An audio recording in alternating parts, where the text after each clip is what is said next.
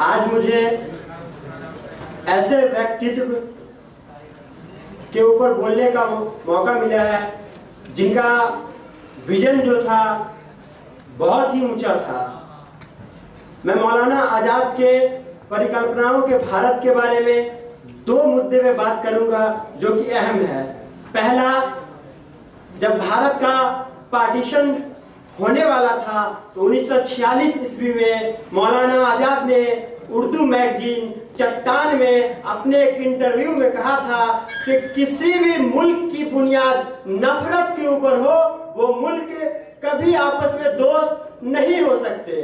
आज हमारे सामने में ये हालात देखने को मिलता है कि हिंदू मुसलमान यूनिटी की जो बात करते थे, हिंदू मुसलमान की जो एकता की बात करते थे, लेकिन जब पार्टीशन हुआ और हिंदू मुसलमान जब अलग हो गए, एक देश बन गया जो धर्म की बुनियाद पे था।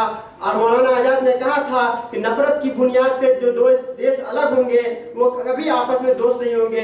जो आज भी हिंदुस्तान और पाकिस्तान के दोनों के रास्ते अलग हैं, दोनों आपस में मेल नहीं करते।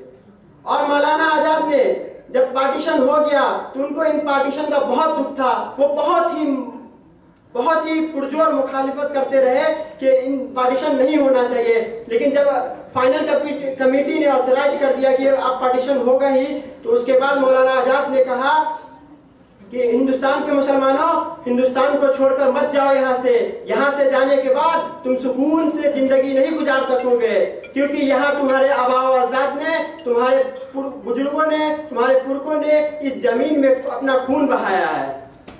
और मौलाना आजाद ने कहा था कि पंजाब में 5 नदियां 1000 साल से ठंडे पानी की बह रही है, लेकिन आज हिंदुस्तान में एक नदियां अलग से बह रही है जो गर्म खून की है। और पहले पत्थर के कंकड़ से पुल बनाया जाता था, लेकिन आज मुसलमानों की लाशों से पुल बनाया जा रहा है।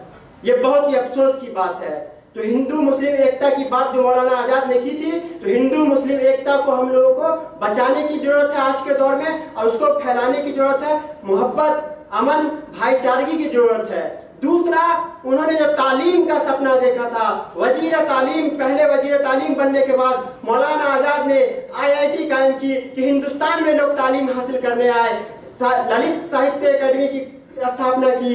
उसके बाद उन्होंने UGC की स्थापना की, यूनिवर्सिटी ग्रांट कमीशन की। उसके बाद उन्होंने centrally advisory board of education की स्थापना की। उन्होंने सानवी स्कूल को के तलबा को फरोग देने के लिए मुदायिर कमीशन की स्थापना की। उन्होंने यूनिवर्सिटी के तलबा को प्रमोट करने के लिए यूनिवर्सिटी एजुकेशन कमीशन की स्थापना की।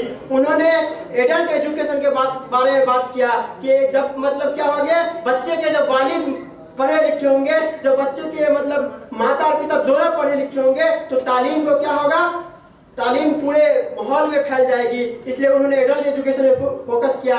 उन्होंने बेसिक एजुकेशन पे बात की। महात्मा गांधी ने 1937 में बेसिक बुनियादी शिक्षा की जो बात की थी, मौलाना आजाद उससे मुत्तफिक थे, और उन्होंने 6 से 14 साल के फ्री एंड कंपलसरी एजुकेशन का फुल सपोर्ट किया। और मौलाना आजाद के ही ख्वाब को पूरा करने के लिए राइट टू एजुकेशन एक्ट 2009 में आया, जो 6 से 14 साल के उम्र को तलबा को, बच्चों को फ्री एजुकेशन दिया जाए। और मौलाना आजाद ने GDP का 6% खर्च करने की बात कही थी, जो आज 2.5% हो रहा है। एजुकेशन की हालत हम लोग देख सकते हैं। मैं इसी शेर के साथ खत्म करना चाहता हूं अपनी स्पीच को। शाम दर शाम जलेंगे तेरी यादों के चिराग, शाम दर शाम जलेंगे तेरी यादों के चिराग, नस्ल दर नस्ल तेरा दर्द नुमाया होगा।